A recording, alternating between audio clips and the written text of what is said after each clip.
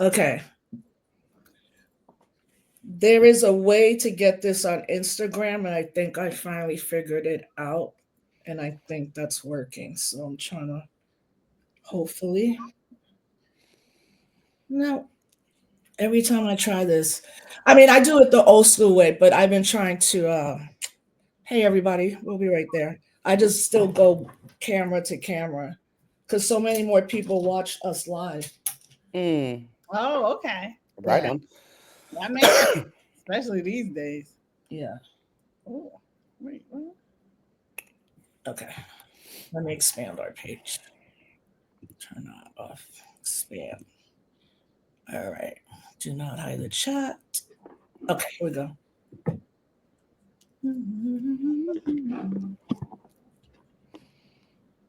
All right. Hey, Latinx heroes. All right, here we go.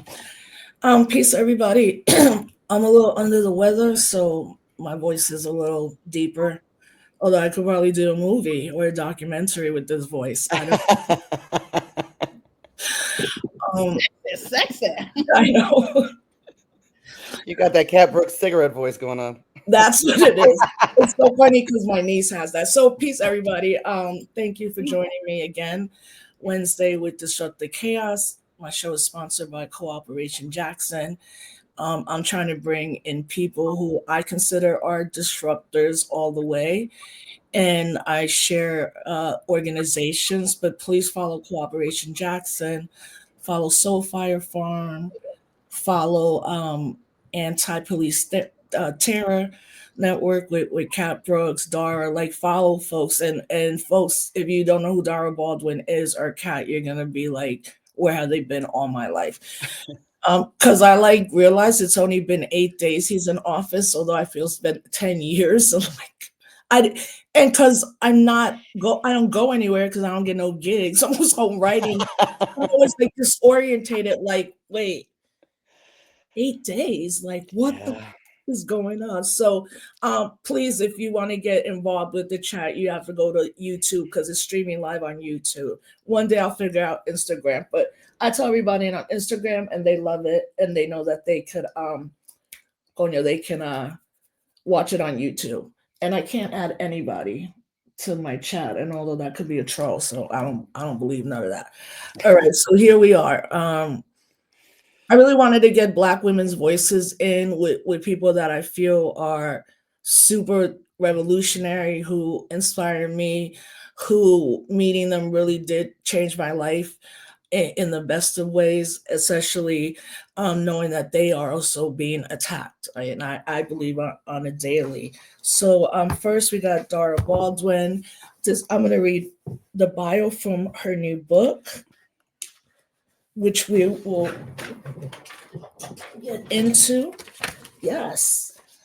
Dara Baldwin is an activist, scholar, and an author with over 20 years of experience in policy and social justice work. She currently runs her own equity consulting firm, De Madrina LLC. And I love that because Madrina means godparent in Spanish, which was fascinating to read that you were born in Spain.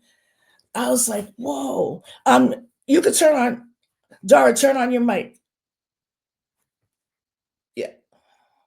Oh, sorry. Yes, yes, yes, I was. Yes. I was like, that's amazing. She formerly held the position of Director of National Policy for the Center for Disability Rights. She has led multiple national and international advocacy campaigns as an expert in disability law and policy. She works on housing, transportation, equity, criminal justice, and many other areas. And then, as well as Cat Brooks, which I just learned this when I was interviewing Sonali, who was like, Cat's an artist too. I said, yeah. She's like, no, like she went and trained at the Royal National Theatre School in London. And I was like, no, I didn't know that part. Somebody has a little bit of feedback. Hello, hello. Is it me? Might be me. Okay. Okay, it's not there anymore. So she is the host of KPFA's Law and Disorder, as well as a resident artist with the Lower Bottom Players in Oakland, Three Girls Theater in San Francisco. She trained at the Royal National Theatre Studio in London. Notable roles include Lady Macbeth at the Edinburgh Fringe Festival. Oh my God, will you ever do that again? Yeah, I actually want to do a walkabout Macbeth in the flats in the West in Oh, I Oakland. want it. Yeah, Especially right now. Listen, yes. Yes. it's about to happen. I just Yes. got to raise the money for it. Yep. Oh, Dara, we gotta let V know to support. We got to Yes. talk. We're gonna do that. Real talk. Real talk. For Yes. real. She's been nominated Best Featured Actress by the Bay Area Theater Circle Critics, and Tasha won Best of the SF Fringe in 2017. She's the co-founder and executive director of the Anti-Police Terror Project, whose mission is to eradicate police terror in communities of color. As an organizer, she played a central role in the struggle for justice for Oscar Grant, and I spent the last 14 years working with impacted communities and families to rapidly respond to police violence. Kat was the runner-up in Oakland's 2018 mayor election, facing incumbent Libby Schaaf. So I met Dara after Trump won the first time. We were all at a retreat. And I'm glad I did the retreat, but I was like super frustrated after we left around like, even now, there's not enough Black women in this room, and we have a very different way of looking at things. And you walk into spaces with that kind of level of privilege, and I think people just like, I'm this person, and I'm like, I don't roll like that. And I just connected with Dara. And it was so nice when you came to my 50th birthday party, like you straight drove from DC. So, and then I know Kat definitely when the Oscar Grant murder took place, because that happened New Year's Eve, right after 2008 when me and Cynthia ran. And I guess maybe I was in North Carolina in 2009. Yeah. I don't know if I got a text or Khalil Kuno, and then it started coming out. And then the footage was released. And it's interesting because even though that was 15 years ago, the level of camera quality wasn't great or in all people's hands, but unfortunately in this it was. And I know you had a lot to do with also helping Ryan, talk to families, Ryan Coogler, and about the movie he wanted to be made. But you've also done this work where you also sent to the families. But for me, I don't think there's any police killing that I don't get from you and your analysis, because never one time are you like, we got to vote people in. I mean, except if it was me or you or Dara, then we'd Yeah, be like, that part. us, but no, kind of thing. So first, I just wanted to check in with you. How are you all doing and your families after we never have a low, but I mean, we definitely from November to January, we're more anticipating. I feel like people took December, especially our people in our generation, to kind of be quiet, to like fortify themselves. So how do you feel? And second, I was reading this article from Charles Blow. For those that don't know, he's a great New York Times editor, and he packed up and moved to the South a couple years ago. But his editorial a couple of days after was like, people don't want to talk about this anymore. And he's like, and it's your right. Like, take your time, you know, get it together for you and your families. It's a long struggle. And I really liked hearing that from someone like him, because I don't think sometimes people that aren't intimately involved always want us to be like on the ready. So yes, how are both of you doing? Go ahead, Kat. Oh, all right. Well, the first thing I have to say is I didn't play that much of a role in the Ryan Coogler film. I am very connected, however, to the family of Oscar Grant, his mother, his uncle, um, and walked that walk with them. I'm okay. I I did take 3 weeks, which might be the longest I've taken off of work in 15 years, to travel with my daughter and sit. I knew he was going to be president the first time. Yeah. Me and Mitch Jeserich used to argue about it on the air all the time, and I knew he was going to be president this time. Do you know what I mean? And people like, no. I'm like, this is who America is, right? Like they've been able to mask it and calm spin it and, all the other things they do about it and hide all of the really ugly, dirty stuff that this country does all over the globe from the masses, particularly if you're not going to go further than CNN, right? But this is who we are. And for me, even though I know that things are going to be intense, to say the least, I prefer, right? I prefer what did Malcolm say? And I always summarize it wrong, right? But I prefer the man who tells me who he is, as opposed to a man that pretends that they're an angel and ain't nothing but a devil. I know what I'm dealing with, right? Therefore, I can strategize better and I can organize better. And at least here in Oakland, and I think actually across the country, because because of defund, because we've been having these conversations about non-carceral response to community crisis, a lot of us have built up these mutual aid networks. Right. And so we're in a place that if we could stop eating each other, we could actually, build systems of resistance and actually just sustainment for us, right? And so I'm trying to think about how to protect our people. I'm trying to think about what organizing looks like in a context like this, where, and we don't really mess with the federal level a lot, right? Like we focus on the state and the very, very local level. But even our governor has lost his mind. So I'm trying to think about what is self-determination and mutual aid and community-built systems really look like in this moment. I guess my biggest concern is that for all the people that have been keyboard warriors are actually ready to get about that business. Yeah, and I'm glad you said that, because I think we're, our generation, in terms of organizing and activists, we didn't have any of this 15 years ago or 20 years ago. Like, you were straight going on the train, at least in New York, you're going to the laundromat, the bodega, the streets, and I now see, unfortunately, how the next generation, I call them, for my political purposes, the post, the brother who got executed, George Floyd. Troy Davis. Troy Davis. Post Troy Davis, post Barack Obama generation, Mm-hmm. with social media, right? Mm-hmm.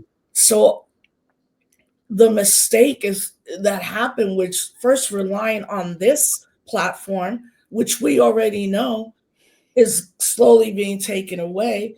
Then you realize that generation, they don't even know how to go up to somebody and have a convo, or if somebody's like, F that, I gotta pay my rent. You're like, no, right? Like, they don't have those skills, and then the hyper visibility is what we have seen with the complete turn to electoral politics, is why, in my belief, not only is the left in shambles, we don't have a national movement. That's right. And that's bad or good. So, Dara, what are your reflections as well? Yeah, so peace and blessings, everyone. Thank you for having me, Rosa. So nice to meet you, Kat. Is there feedback? Or are you okay? No, you're good. Yeah. Okay. So, as Rosa said, I'm Dara Baldwin, and I'm coming to you. I live and work in Washington, D.C. D.C. statehood, D.C. statehood, D.C. statehood. I have to always say that. Mm-hmm. So when you ask how I'm doing the best I can, is what I tell you every day. I did the same thing. I stopped working like December 10th, I think it was, and I didn't come back to January 9th or something. Mm-hmm. Literally just turning off and preparing myself for what was going to happen. Two things, let me say it this way. So one is, being a resident of the district, we are getting hit even in a different way than any other place in this country, because we have to live with him in our backyard. He is literally, right? And when people used to talk to me about DC should never be a state, now we have to. And we have gotten together and created a resistance. It's called Free DC, the Free DC Project, which means that we're going to be in solidarity with our neighbors. So he is already discussing taking over our control of the district. We are in urban planning, there is no name for us. We're not a city. We are the district. And so what does that mean? People don't understand that before 1967, the president ran the District of Columbia. That it took us a long time to get home rule, which means we have a mayor and a city council that we, the residents of DC, vote for as our leadership. So we're working on that front. So on that front, I'm doing that work. We are also a sanctuary city, so that we're getting people to say, we will be in solidarity. We will not turn in our neighbors who we think are immigrants, regardless of which one, legal, illegal. We don't believe in that. We are also an LGBTQ sanctuary. We are not going to turn in our trans community because we have unisex bathrooms here. We've had them for 5 years. We're not going to do that. We're telling our children not to do that at school, right? So those kinds of things are happening, which gives me hope, Rosa. And like you were saying about not having a national movement, well, we have one here in DC. And in DC Statehood, there's about 6 organizations who work on DC Statehood. We call it the DC Statehood Table.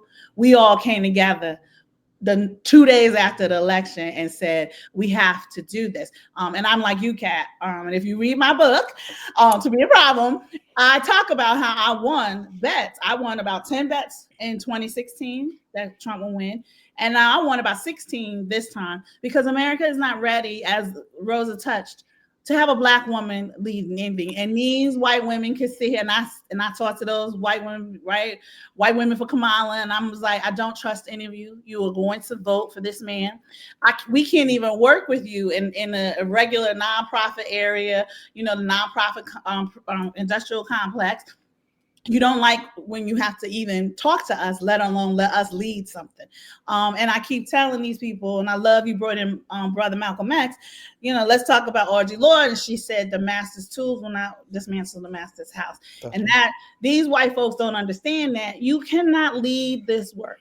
The oppressors cannot remove the oppression. And so that's part of the problem we're having in this country, Rosa, when you talk about not having a national movement. And that part, it doesn't scare me because I'm not afraid of much anything. It just it sickens me because I'm tired of talking to the same people over and over again doing the same thing. And so white folks don't want to move out the way. And then I am tired of, you touched on it a little bit, I'm gonna go there. We call them the lights, camera, action. People who want to be on TV and do all these things and then talk about their movement, they making some movements, right? That's on lights, camera, action. That's what we call them. And I'm tired of those people who try to lead, right? Like telling us that, oh, Kamala's going to win and this is what's going to happen, and not being prepared for when Kamala doesn't win. And when we said, and I said, we tell you, dictators do whatever they want to do. It's how we're going to respond to that. And I don't see any plan for how we respond to that. So that's how I'm doing, Rosa. I'm ready. And these people are not ready here because they are more concerned about their pocketbooks and how they look to the community than the community itself. You know what? I was on a call about, because I had said, I was like, I'm so done with electoral politics. I mean, I had made that choice a while ago. I always, I'm still a registered Green, but it was funny because my daughter's like, Mom, I'm not voting for Jill Stein or Auntie Melina. I was like, girl, I know. She's like, Mom, it's a Black woman. I got to do it. I was like, girl, do you. The fact that she was 18 and like A, B, C, D, E kind of stuff. But two things that both of you, me saying I don't see a national movement, what you just described to me, Dara, and what other people are doing is we've already been engaged in our local communities, and it's okay. Like, I'm not going to performative freaking march ever in MLK. The Women's March, we know what they've done to all the 3 cities. I don't even know what that organization's about. I mean, I was like, y'all want to spend $200,000, $300,000 to get people to do what? Because there's also a complete failure of understanding poor and working class people. Like we are getting hit hard, but I'm not getting hit as hard as my cousins in the Bronx. I'm not going to get as hard hit with my titi in the Bronx who needs SNAP benefits, and then somebody tells her they're done, or they go to the Medicaid, and there was issues already when he put out that he was going to freeze everything, and so what they've successfully done, I think, is they have us all definitely now. I'm feeling more like the attacks on each other and nonsense that we don't have time for. Like, I'm going to be living less than what I am now. I ain't got time for this no more. Right. And with white folks, I kind of see, look, if 50% of white women voted for Trump twice, every time I go somewhere, I'm like, 4 white women. The data, There you go. shows, There you go. numbers show that. So all the white women beat me. I'm like, this is interesting now, right? Like, but also that the like other white whatever allies, accomplices, I think they enjoy us like going to the events to be a mascot and like, hey, look who just showed up, Cat Brooks and Dara, and I'm like, I'm over that too. You know, I'm like, look, the attack we knew was coming on the nonprofits. Everybody's struggling to survive. But Dara, like, how do you keep it together that you're in DC and is it every moment it's like, oh, something just happened? Is that like where you're at? No, I've never been that way, and I've been here in DC for almost 20. I came in 2007, but I've been doing the work since 2004, and I work on the Hill, meeting with Congress to pass bills. Right, I'm one of the few activist policy. I'm a federal registered lobbyist, right, and there's only about 5 Black women who are actually federally registered lobbyists right here in DC. I don't do that. You would lose your mind. You know, I pick and choose what I need to engage in. Sometimes I'm called on and asked, and I say, okay, let me review it, and I'll tell you. But what really upsets me and what you talked about is what happened. We told people these things could happen. I hate to mention it, but it is what it is. Project 2025, which was not new, right? It was, the Contract for America. It's just that they revised it, right? And this is the difference with these conservatives and these progressives. They think they're right. I'm with you.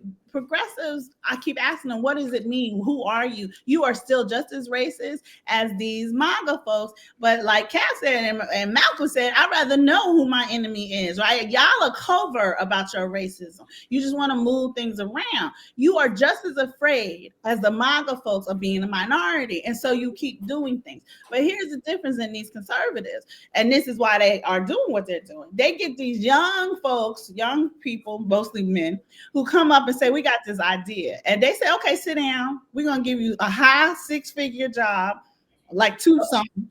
And you write something out, go ahead and do it. And we're going to see what we can do. We're going to take the spaghetti and throw it against the wall. That's something in business. I don't know if people have heard that, but it's like take spaghetti. Whatever lands is what we're going to do. Now, these Democrats that everybody, and I'm with you, Rosa, I listen. I can't stand either one of these parties. Don't do nothing for us. And these Democrats sitting here and doing nothing. The Democrats don't even want to boil the water to make spaghetti. And they come and they tell you, if you knew, you have to pay your dues. We don't know who you are. So you sit over here and do some things and then we'll come back. And meanwhile, innovation and everything else is gone, right? You want to have these young folks here doing internships and fellowships, getting paid no money. Right. So this is who we have here in DC trying to create change. So no, I don't engage in that. And I'm with you too. I'm going into Scholar. I'm teaching now. I have turned myself and said, I'm going to work locally. Like I said, free DC and resistance on DC. I have no faith in the Democratic Party. This weekend is the DNC. They're about to vote for a new chair and all of that. I don't understand why we keep connecting to them. We need new parties. Let's just get rid of them. It's 90-something. It's 90% of us voted for the person who we thought could make change. There's enough of us to create a new party, which is another thing that progressives are afraid of. So no, I don't do that. I engage in the things that need to be told. Like what happened yesterday needed to be told to the community and needed to be told by people who knew what they were talking about. As you saw what I sent out, I also sent out the guidances and said they're suing. I don't think this will happen. And the last thing I say about this is the usual suspects got together and said, we're going to do a rally. What is it? March, Move On and all them groups. We're going to do a rally in front of the White House. And I was like, why would you be in front of the White House? The lack of strategy in that lets me know we cannot have a bunch of people here who don't understand process, because the stupidity in going in front of the White House is the White House did what they were going to do. You're not going to change that man's mind. Now what happened? He had to change it. That didn't. But the people who need to be doing this work are in Congress. And those Democrats who y'all say, oh, we voted them, now we're going to hold them accountable. What is holding them accountable? 14 senators just voted for this immigration bill this man signed today. 48 House members and Democrats voted for that bill. When are you going to hold them accountable? And they're also voting for the nominees. I was stupid to think that even with that, every Democrat wouldn't. And then I'm hearing, and 12 Democrats with them. And I'm like, this is why you are so hated. Like, these Republicans never break anything. And also, they are mad. University and colleges all have organizations for the Republicans and the Democratic Party. What Dara is saying is all the Republicans get training before they even go to college to be part of that. So, Kat, because you are super strategic and have done so much work. First, can you tell people what the Anti-Police Terror Project is, and then how are you looking in what kind of strategies we should be thinking about? Yes. So the Anti-Police Terror Project, as we were talking about earlier, was born 15 years ago out of the struggle for justice for Oscar Grant. And, really we were born to be visionary, not reactionary. Really, we were born to reject the paradigm that all we can do is respond after the fact, right? They kill us, we move. They shut down our schools, we move. And we define state violence in the broadest of terms. So we're about the business of interrupting state terror from happening in the first place. And we do that through creating alternative models for community crisis response, family support, research policy, communications, and healing justice as an organizing strategy. And we do dabble at the local and state level in terms of policy. When we first started, we didn't do policy at all, because for us that was about reform, and we don't believe that anything about this system can be reformed or fixed, or should it be. But then we were like, well, we're kind of sitting on a radical Black high horse over here while our people are suffering, deeply. And so for us, we said it's all roads in, but it's all roads in on our terms. So I should say I did not vote for Kamala. And my discussions about Kamala was not another bomb. Oh, and by the way, I'm accountable to all these families out here that you never charged the cops for any of them, for any of the murders that happened under your white supremacist boot, while you were. But was good at passing a law to arrest the parents of truant teenagers. Listen. So I'll just say that, and I also just felt like she got as if she wasn't the vice president as this country was sending bombs to blow up children. Exactly. So I did vote for Auntie Melina. And it's funny though, Rosa, and I'm sorry, I'm digressing a little bit and I'll backtrack. My daughter said the same thing, but she didn't tell me till after the fact. So it was also her first election. Yeah. And I thought she had voted. In fact, I was on Melina's show with Dr. West, and I was like, oh, my baby voted for you. She was like, no, I didn't. I was like, it's all good. She said I did everything, because she asked me how to vote. She said I did everything else you said, but I was like, I'm glad that you were asserting, right, your right to be self-determined in your decisions, and you're developing your own strategic thinking. So anyway, so we do a lot of that. We dabble at the state and the local levels on our own terms, and what that means is we do not support any policy or legislation that reinforces the status quo. So we're never going to say, yes, let's spend another $5 trillion trying to teach white supremacy to not be biased or racist. And I don't believe in implicit, explicit bias racism is racism. Yes, let's spend more money on body cameras, right? None of that. We support legislation, and our Deputy Director, James Birch, has been critical in passing legislation like the decertification of cops, like the Crisis Act, which was my baby, which took money out of the state budget and gave it, was supposed to give it to grassroots organizations to build non-carceral community response models. Now, of course, we did that, and then the state took it back and gave it to the orgs that they wanted to give it to. So we working on Crisis Act 2.0. We supported the Racial Profiling Act. That's the kind of legislation that we engage in. And I think very much so that there are people that should be still doing that work. I don't think that is my work. Right. That is not the work of APTP right now, right? So our work is, first of all, one of the other mistakes that is like COVID hit, and I get that we were all confused and lost and scared, and we stopped pushing out organizers. The right didn't, but we stopped churning out organizers. And so one of our first critical concerns is building back up a pipeline of organizers, right? And so we've identified the youth groups that do work that is aligned with the kind of work that we do, and we're creating those pipelines. Healing justice as an organizing strategy. So, and I'm not telling you all anything you don't already know. Our analysis is, in the same way that the party understood that if you were worried about a light bill, or you were sick, or you were hungry, that it made it that much more difficult to struggle for your liberation. And Kat is talking about the Black Panther Party, not Yes. the Democratic Party. Yes. Yes. The only party that I give that kind of reverence to, the only one. Hence the development of the 70 plus survival programs. We believe that trauma acts in the same way. That between our generational trauma and the daily trauma, that all of that stuff, right, that we push down so we can make a cup of coffee or take our kids to school, prevents us from engaging in liberatory struggle. And so we do healing justice as an organizing strategy. We address our people's trauma to heal them in order to build a resilience, so that they can fight better. So we don't talk about self-care, right? It's collective care and healing justice, and that's another conversation. But we have clinics, right? We have clinics where, and we're in the hood, where folks come in and they can get detox foot soaks, they can get herbal medicine, they build relationships with holistic practitioners. We're dealing with diabetes, blood pressure, heart stuff, and then we're in partnership with Western medicine organizations that are values aligned, where we know, like, if this is something that we can't do, or you need additional, right, because these two things have to work together, we can send you to this place, and they're not going to treat you like you don't deserve to be there. They're not going to treat you like you're a med seeker, right?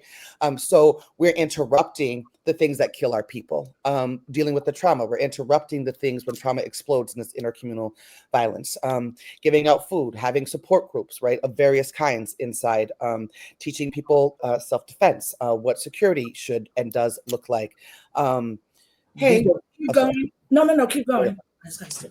These are the models that you can build. So we train everybody on our community crisis response, which is called Mental Health First. And we respond to mental health, substance abuse, interpersonal violence.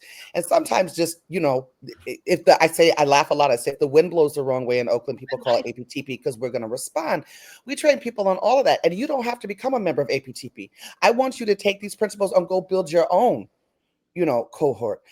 We respond when, we work with, there's another organization out here, Community Ready Corps, our sister organization, founded by one of the co-founders of APTP, Terhaak. And they serve the people in terms of COVID kits. So when COVID hit in Oakland, we told our city council, which had lots of Black faces on it, that, America got a cold, East Oakland is going to catch the flu, because that's what happens to Black people. And if you don't and the conditions were already dire and disastrous, if you do not frontline load resources, it's going to be an unmitigated disaster. Well, guess what? It was an unmitigated disaster, and it was Community Red Corps that got people COVID masks. When these fires spark up out here, right? We make sure people have the right masks. So for us, it's about continuing to develop organizers, training people in our programs of mutual aid, and really digging deep this year of what organizing is and what organizing is not. Yeah. Right.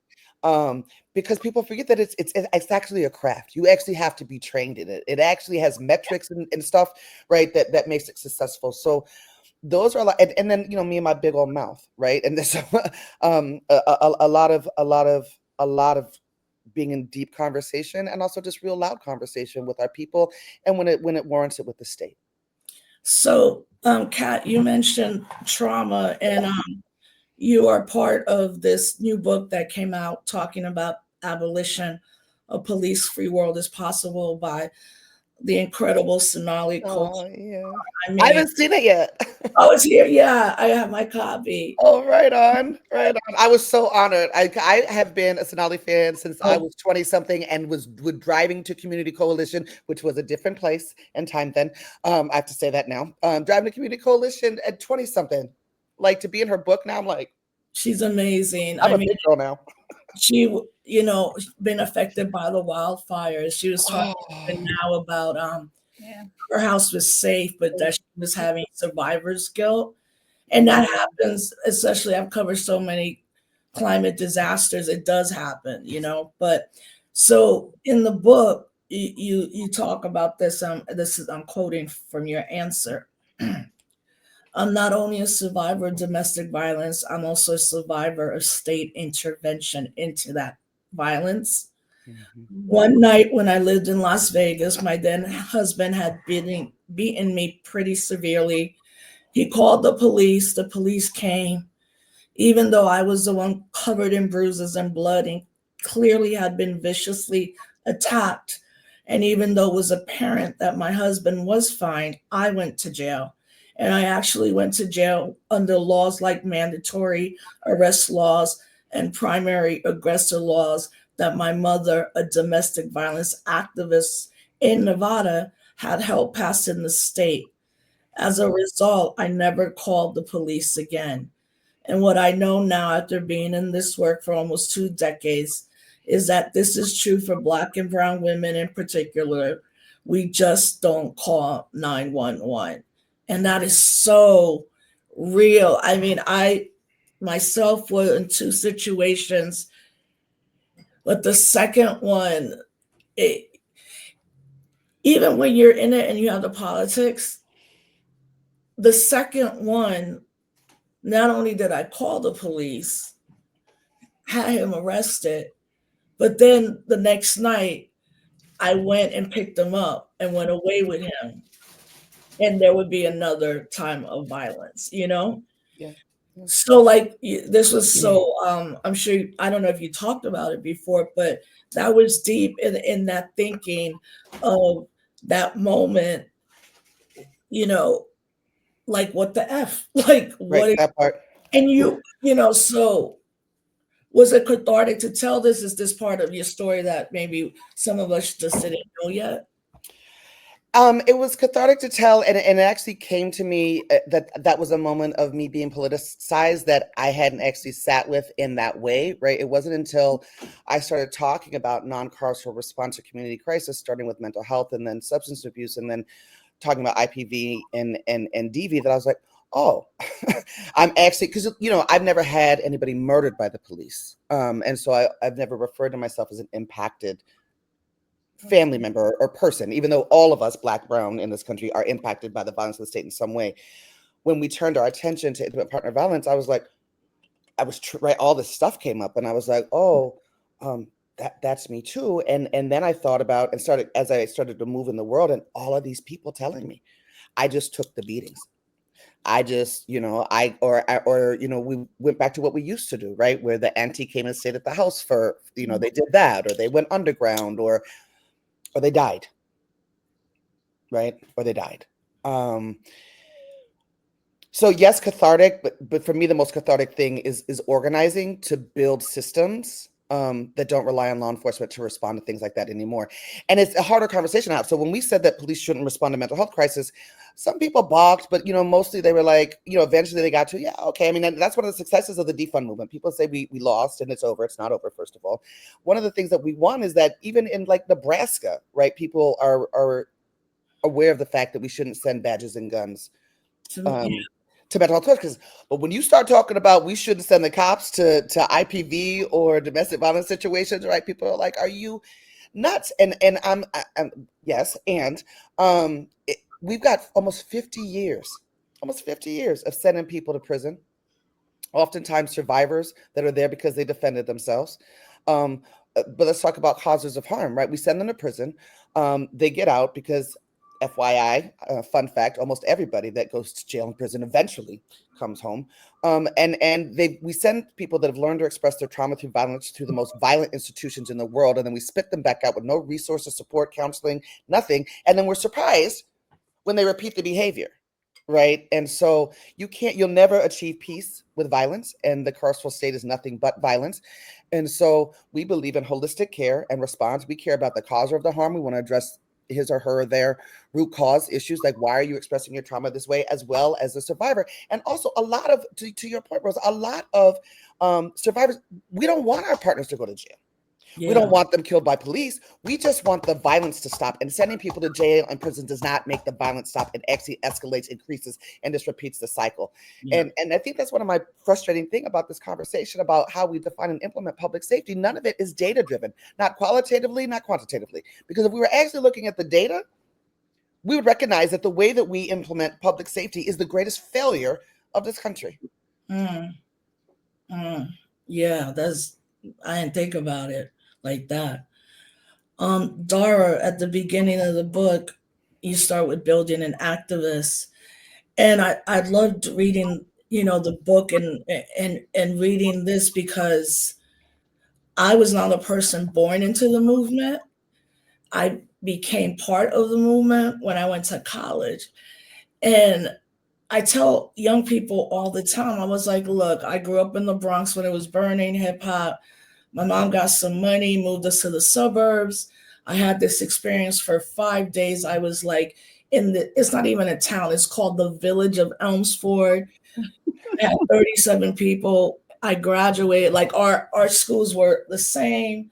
The high school was some 7 to 12, only 200 and some people.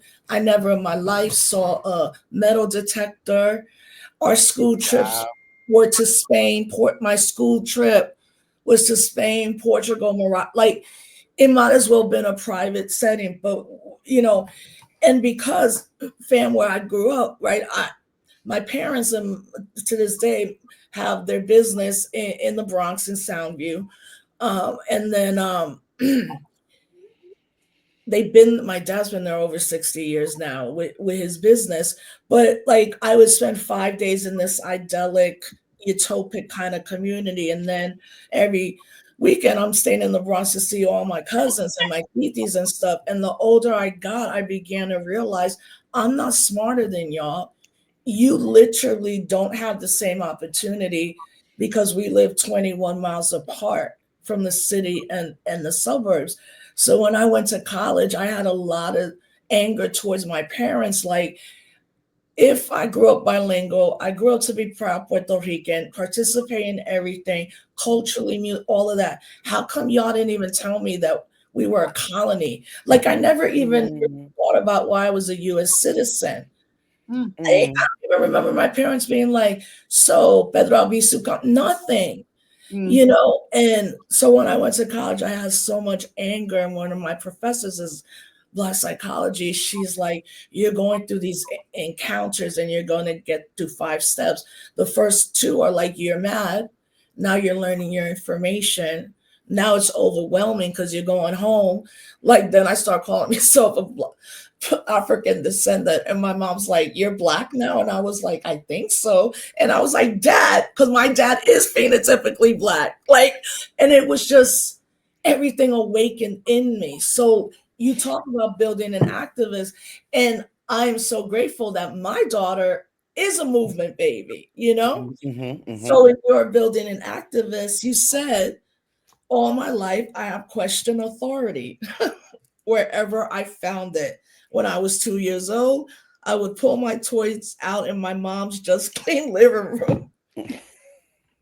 That weekend, the weekend of Sisa, my mom be like, if you do not polish that glass, put your shit away. And then you said, Mom, this is my house too. I, You sound like my daughter. Dara, I even had a fourth grade teacher, a nun, write on my report card, Dara has no fear. This could be a problem for her in the future. We may want to work on extinguishing this type of behavior.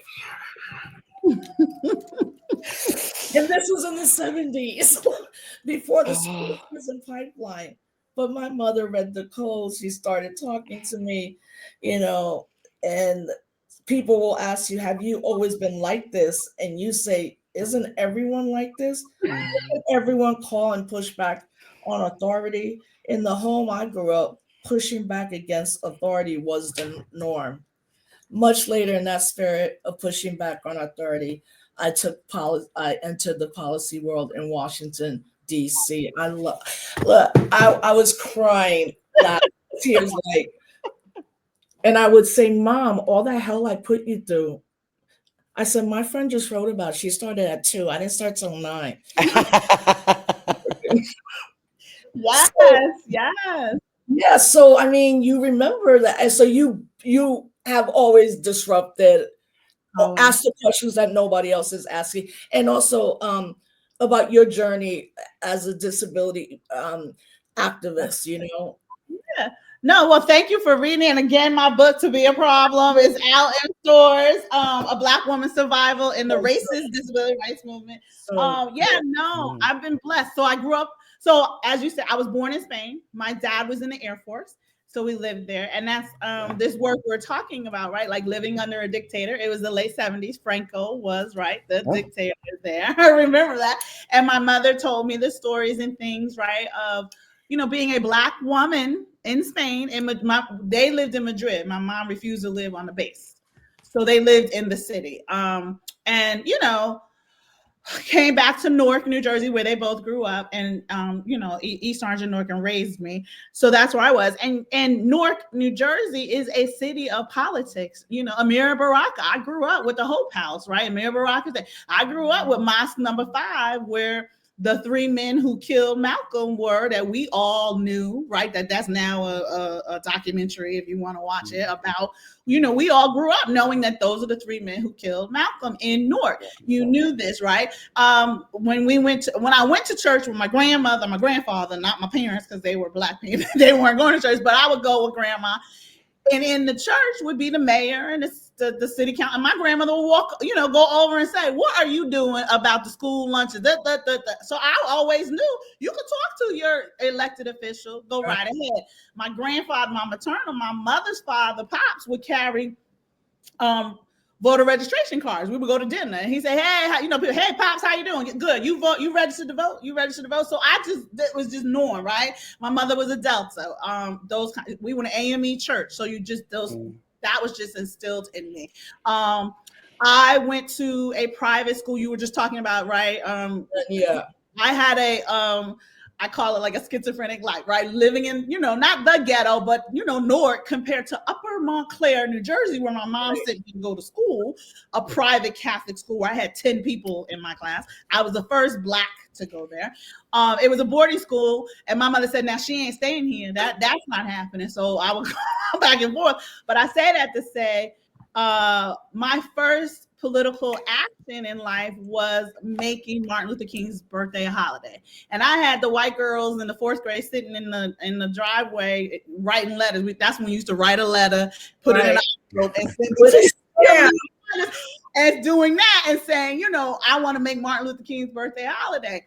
So I say all that to say, and I talk about it in the book, but To Be a Problem is from W.E. Du Bois, Souls of Black Folks. Yeah. When he was in the South talking about racism, they called him a problem. So I was always in spaces with a bunch of white folks and me, and I'm like, why am I in this space? And then it happened with disabilities, and they would always call me a problem. You are a problem, because every time I came in the room, I brought up, you bring up race. I said, no, I am race. I'm Black woman. I don't understand that. What are you talking about? And so I journal, and I had written my journal a long time ago. I'm gonna write a book, and it's gonna be called To Be a Problem. So that's where that comes from.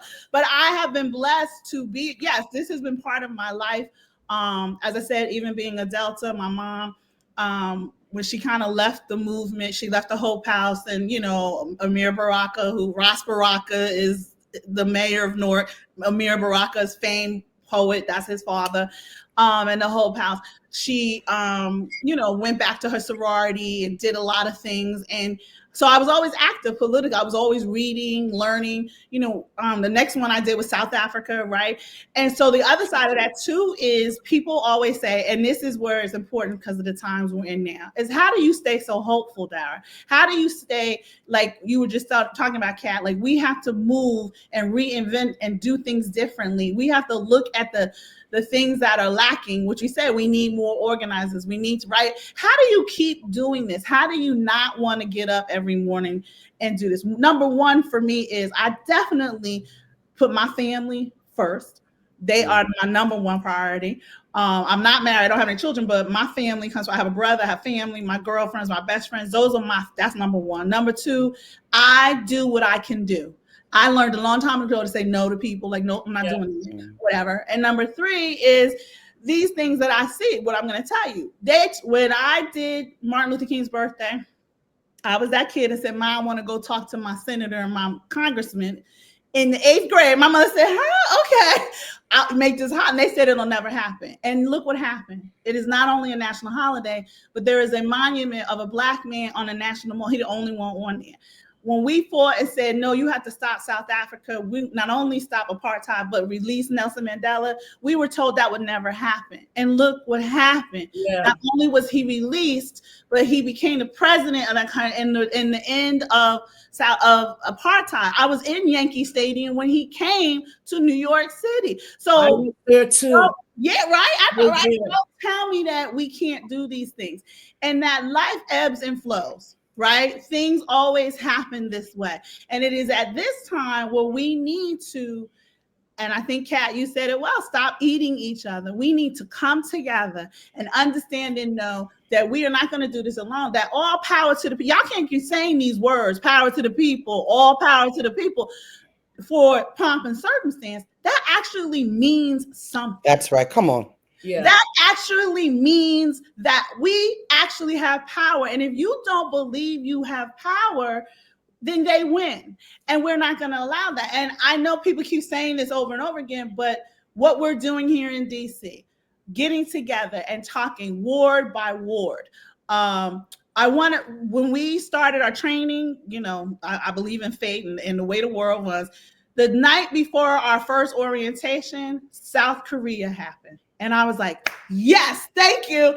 And if you don't know what happened in South Korea just a couple of weeks ago, it was a South Korea. Number one, that's the other thing. People don't know what a dictator is or a fascist is because they didn't grow up with that. These young people under the age of 40, they didn't know Pinochet and Argentina and Philippines. They didn't see that. We did. Those of us our age, we saw that. But anyway, what happened in South Korea, right? The prime minister, he said martial law at 3:00 in the morning. And by 10 a.m., they had 1 million people in the streets, in the parliament, right? That happens from organizing. That happens from organizing. And somebody tried to tell me, no, that doesn't. If you saw what happened, to the right, they had an orchestra, and to the left, they had a choir. They were singing. And those people came right to that parliament. They knew where to go. If you know anything about bands, the percussions went where they were supposed to go. The horns went where the strings went, and then the choir, the altos, the sopranos, and they started singing the song. They knew what song that comes from organizing. That didn't happen overnight. They split that wall. They split the thing, and they saw 90 people. They have 90 people in their parliament had to come in. They flipped them over that wall. They went inside. The men who went to help them went inside the building and knew where the fire extinguishers were to stick them in the door so that the soldiers couldn't come in. That comes from organizing. They knew that building. They said, go in there and vote to remove the martial law. And if you haven't been following it, they just arrested that man. I know they were like, no, not good enough. Right. But that comes from organizing. That comes that the largest employer in the country closed down the plant. He said, no, don't come to work. Take your butts and go on the streets. And he went with them. The CEO of $1 million car industry factory went in the streets. Why? Because he's 56. So he was 16. It was 40 years ago that they were a dictatorship. He said, oh, no, not again. That's not happening. And they went in the streets. So when you are organized, you can do these things. And so that's what we've been doing here in DC. And if you look at the data and the way what sociologists look at dictatorship, it only takes 3.9% of your population to resist. But so us in DC, that's only 25,000 people. But Dara, I think the difference is that will never happen because we're just gonna get shot. Like for real, they'll be like, we weren't trying to bomb them, our bad. I mean, and that's because it's a nation that's filled with weaponry, like weaponry, yes. And but we see it happening. Listening, what happened yesterday, even though those people went in front of the White House, we told our members, we told people to call Congress. And that's why, and Congress, right? And Congress did get involved because those phone calls started happening. And also, you went to judiciary. That's, we do have 3 tiers. We told the legal eagles, what are y'all doing over here? And they went, and the judge put an injunction and said, no, you cannot do it. We do have processes that we have to follow. And that is organizing too. Who, if you don't know what lawyers to call, you, right? We knew who to call and say, you are running the nonprofit organization. Your lawyer should be suing. So they knew and they got it. I'm just saying, it work in certain ways, and we can't give up on that. What I also want to say is, and I hear you, Rosie, we live in a very violent and a very punitive country. But what we can't do is just sit here and not do anything, right? Not do anything that doesn't protect our neighbors and protect ourselves. And I'm telling you, here in DC, number one, you were talking about a cat. You name a law enforcement agency, it is here in DC. Oh, I know. Yeah. Okay. CIA, FBI. You guys got like 10 or 12. We call them in hip hop the alphabet boys. Yeah. There you go. They're all here, right? You now, WXO, I don't know. You name it, they are here, right? The Secret Service, AFT, right? They are all here. FBI, they're all here. We were in a military state for 6 weeks after January 6th. People don't understand and know that because they didn't have to live here. They didn't have to live with those soldiers walking around this city, the district, because of what happened there. We've already been through this in here in DC, and we pushed back and said, enough. Send those soldiers home, take those fences down. We have had enough. So I'm just telling you that in certain places, in certain pockets of this country, that is, to me, what's going to have to happen. I don't know what it looks like everywhere else, but here in DC, we coming in these streets, and we're going to let these people know you're not going to do this to us. Yeah, and Kat, I want your analysis. The way I came up in movement organizing is operational unity. I don't have to like you. I don't have to go to dinner with you. We don't have to talk every day. We need to bring that back to young, us, a generation, but like operational unity. Part of that, also requires that us as organizers trust each other. Like, I don't have to do everything. Oh my God, Dara's gonna hold it down. Then she's gonna say we need something like this. Then Kat's gonna put something out and be like, listen, the way you can support is this. So like that strategy, I think, Kat, I completely agree with you that we need to create a new pipeline, but not through the nonprofits, the grassroots hardcore organizers that intersect working class, well, for a better term, people that don't have the resources they should. What do you think about what Dara was just saying? Can it be like that if we do that locally? What does that look like? I think it's all roads in, right? And that's why when I was talking, I said that is not my work. My work is to develop the organizers that will choose, right? Do they want to be building mutual aid systems and structures, or do they want to bang on the doors of City Hall, right? We know that it's agitation in the streets, not necessarily inside of those halls. Agitation in the streets has to complement who's ever agitating inside in order for the state to give you a concession. And let's be really clear, that's all. When we get wins, that's the state going, go home, right? And we have to be prepared for when then they reinstate whatever it is that we got them to say no to.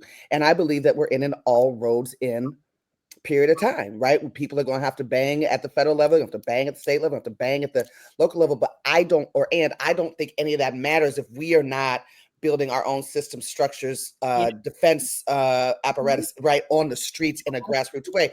And you know what, Rosa? APTP, became a C3, I think 4 years ago, because I woke up during 2020 and all that white guilt had poured more money into our bank account than we had ever seen before. And I said, we're going to become a C3 or I'm going to go to prison. And I will tell you, if I could roll back the clock and give all that money back and still be a cadre organization, you would? That absolutely, because now we're in this period of time where people now, because you're in a C3, think you have a right to make 6 figures to do revolutionary work. It's not an honor. It's not a privilege. They have a right to make this much, and they have a right to that. They have a right to that. I said, well, our people have a right to breathe, right? And we've lost some folks have lost why we do what we do. And so in the same way, like I dabbled with, the inside out strategy, like when I ran for mayor and like that. And I think it's important that I've walked certain roads because now I can say, nah, I did that. Yeah. Right. And I know that that doesn't work. Or I did this. I know that that doesn't work. And I can show you why. Right.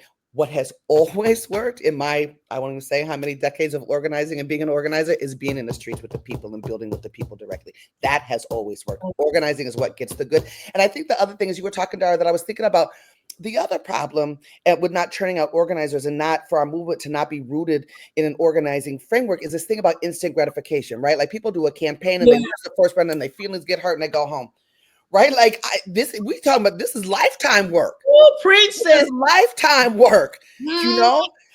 Even people talk about 2020 as the beginning, right, of the fight against police terror. And I said often, I was like, y'all, this is the middle of something. It's the middle of something that generations before you built. That's right. And mind you, they kill more of us now than they did pre 2020. This is lifetime work. And then in terms of you said something I think is so important, Rosa, that we deal with really out here in the Bay, because there's a particular kind of left that exists out here. That if they don't agree with your tactic or strategy, then they attack. Like, it's vicious and it's violent and it's vile, as opposed to if that's your get down. If your thing is to engage in a certain way, and I'm not going to list it out because then I'm attacked, then I'm doing what they do. Then you should go do that. Please go do that. Break every day of every week. Handle that. We're doing this over here. And how do these things complement each other? Or we're operating on our side, right? Like, we need to be having that conversation, not you were this because of that, or I'm talking to Dara and be like, well, you were a policymaker, so you ain't really down, right? Like, it's maddening. But what that reflects to me back is that our generation, we grew up in the kind of movement where people, are still rotting in jail, in prisons, in American concentration camps, or are dead, or still underground, or on the run. Right? We grew up inside of movements with discipline, structure, and accountability. Yeah. We grew up inside of organizations where political education wasn't a luxury; it was a mandate. Right? We grew up inside of that, and we have somehow we failed because this next generation. I mean, my daughter has it. Your kids have it. Well, look, my daughter at 20 has told me she's very disappointed at the previous generation, maybe not ours as much, kind of what are they, the millennial generation. She's like, I was marching for Black Lives Matter to free people, not for them to be on a cover. And I'm not saying just Black Lives Matter. No, we have monetized, commodified, and celebritized our movement. All of it. And it started like camera action. Trayvon, right? Then a year later, Ferguson.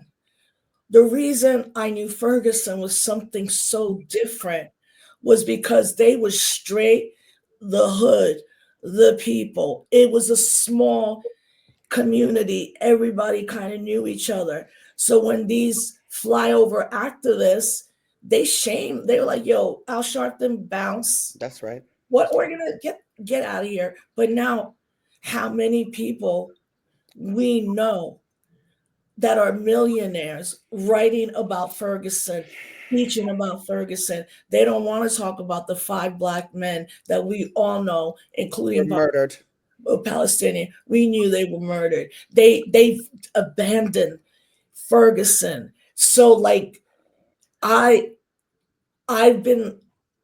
not as angry anymore. I think what I would tell younger folks is, first, be clear that everybody has an ego. Be clear that some of us will get in front on the stage or whatever. We have the skill set, but we believe in our ability to connect with people, right? And understand, like you said, movements first just don't die. Very clear that from the giddy up from Trayvon to right now, it's been infiltrated. We know how BLM has been hijacked. We know what's happened with the Women's March. And I love them, sisters and brothers. But now I say to them, you should have listened. You should have listened when I was in your living room saying, don't do this way. I had just finished watching Stanley Nelson's Black Panther The Vanguard. and one of the brothers there was like, the best thing about the Black Panther Party was our youth and exuberance. And the worst thing was our youth and exuberance. Like, you don't know everything. And do you really think they're putting you in this world of the glitterati for what, 3 to 4 years? And then nothing, because that's what capitalism does. It monetizes this. But you have to also come in at some point, and those younger folks need to be accountable, not in a horrible way. Sit down with yourself. I've done this with myself around hip-hop activism.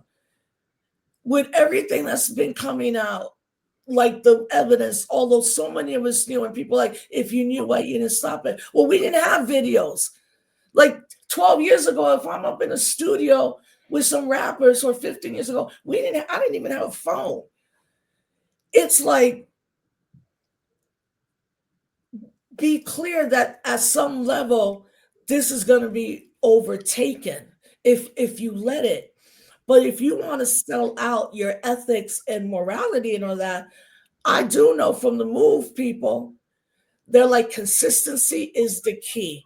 Even if you don't go hard every day, it's the consistency, and the people have to trust you. So when we're talking about campaigns and winning, I get angry when every political prisoner is freed by Obama, right? With Oscar Lopez Rivera or Leonard Peltier.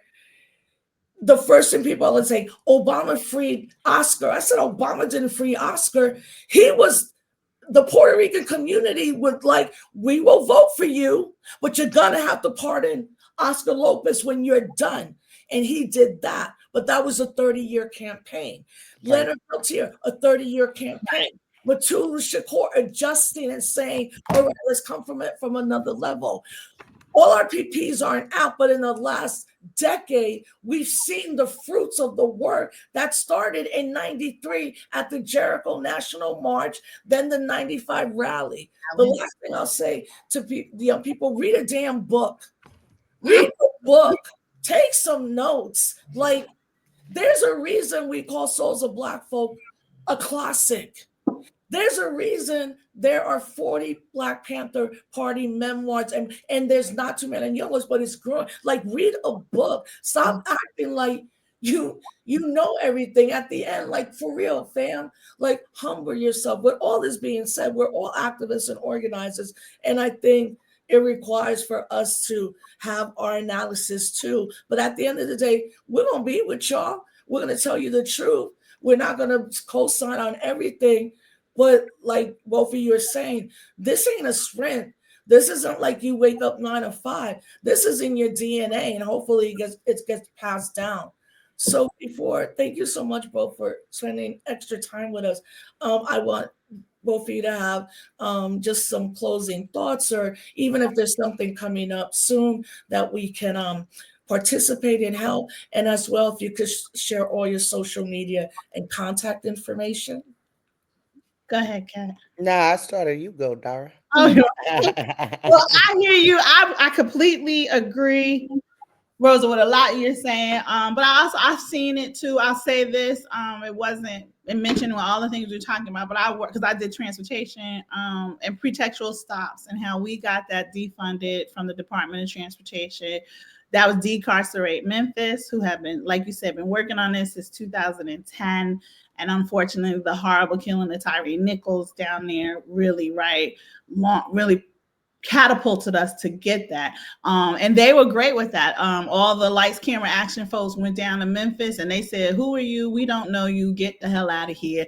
And they kept going with what they needed. And so one part is done, DOT. Now we got to get DOJ, Department of Justice, to stop funding pretextual stops. But anyway, I just want to say, so there are pockets of people out there doing that.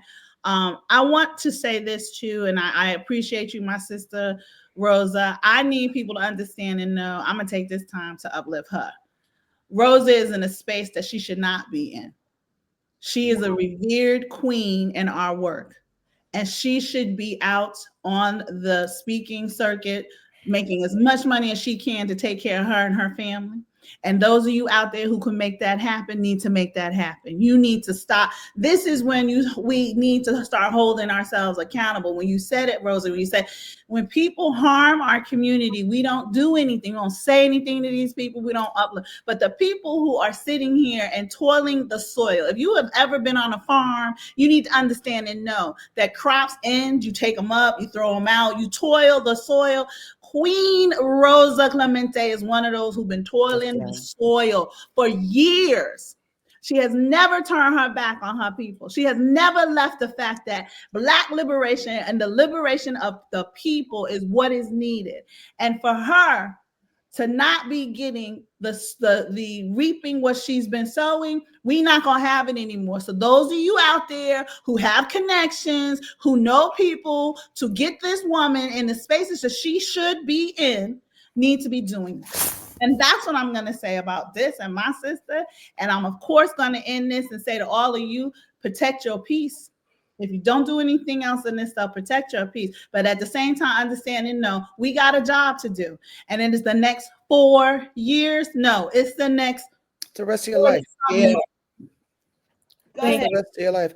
I mean, I want to tie to what Dara just said in terms of the folks that are toiling have been toiling the soil for decades and decades and decades. I think what I would add on top of that is if mainstream media is presenting to you the same 1 or 2, 3 faces, by mainstream media I mean CNN, MSNBC, right?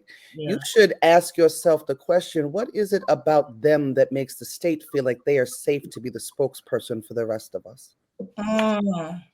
Well, I agree with that, but also also our progressives are doing the same thing, honey. Democracy Now! Over there, she doing the same shit, showing the same people over and over again. One day want to talk about abolitionism, and then she gonna have the Sandy Hook families on, but you don't want to talk about the fact that Sandy Hook want police all in schools. Like, let's be Wait, hold on.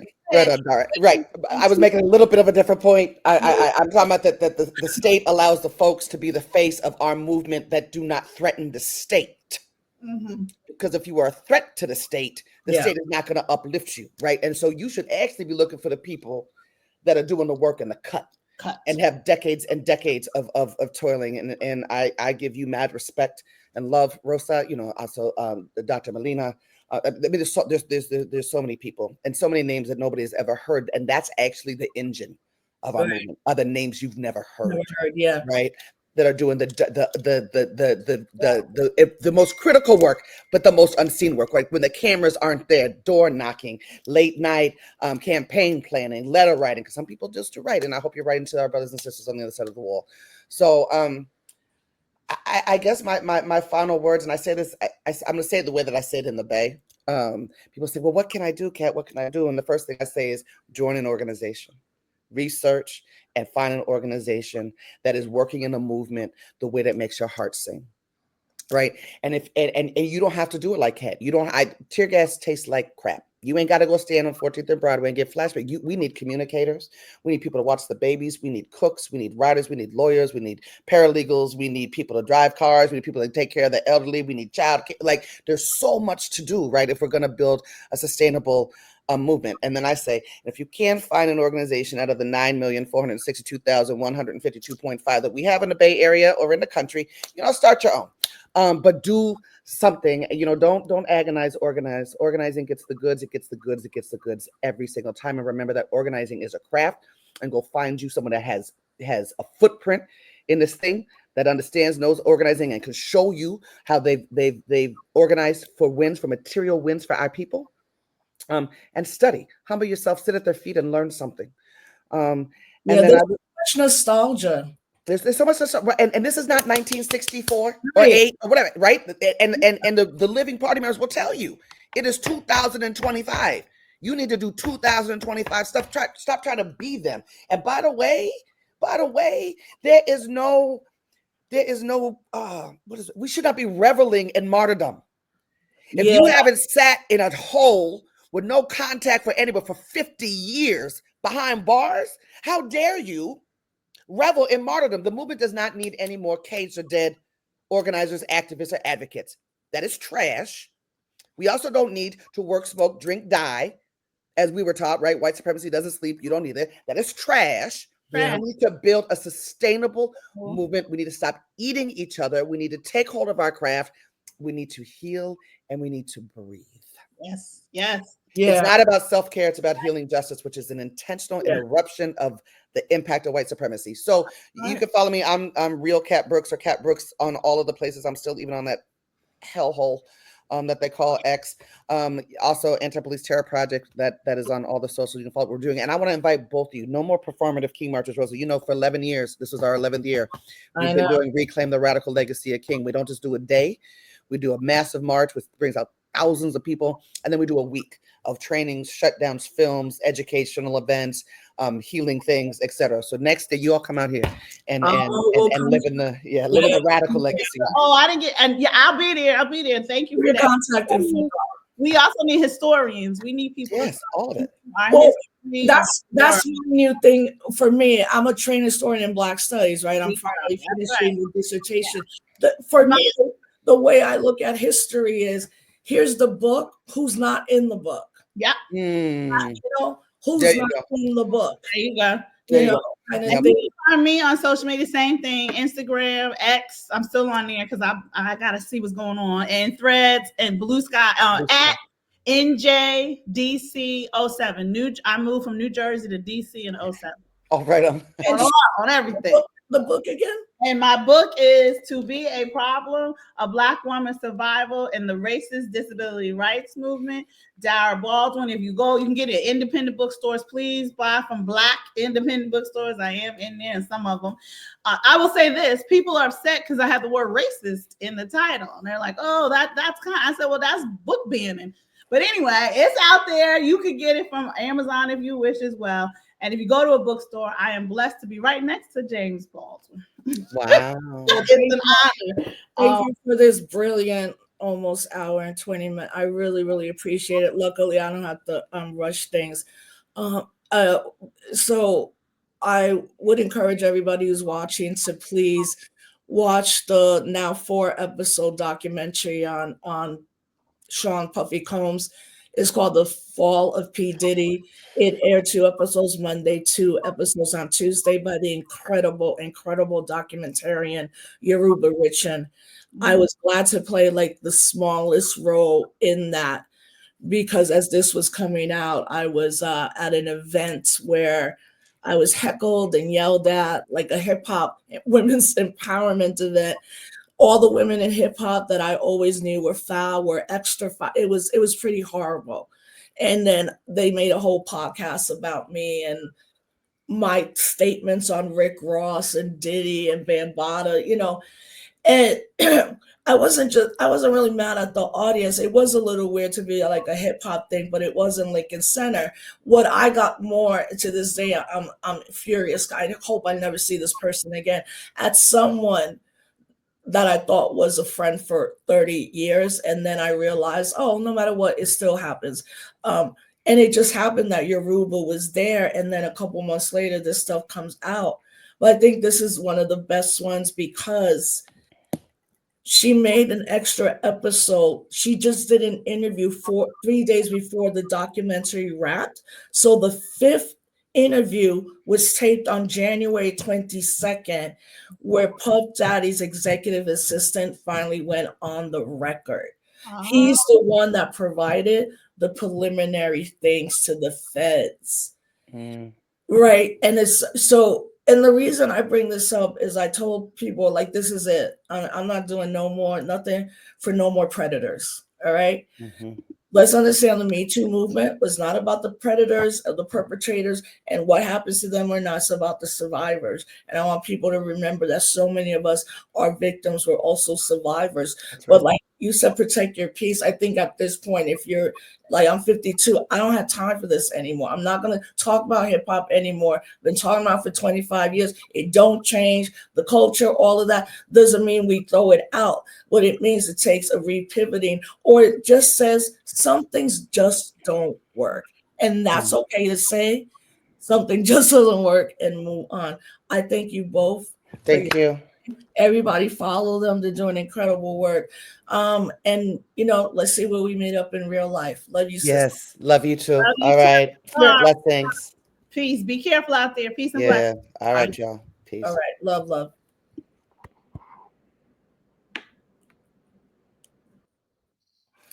So thank you, everybody.